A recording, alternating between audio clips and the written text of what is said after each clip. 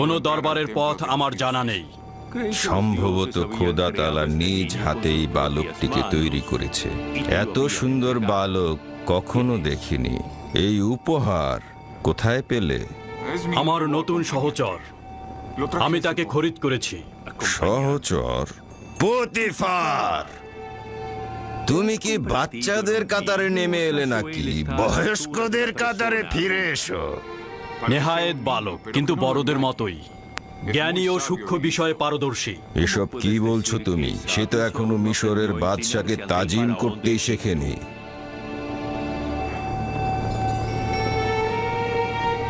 এখনো তালিম নেওয়ার ফুরসাত পায়নি আমার মর্যাদাবান শাসক, তাকে ক্ষমা করবেন।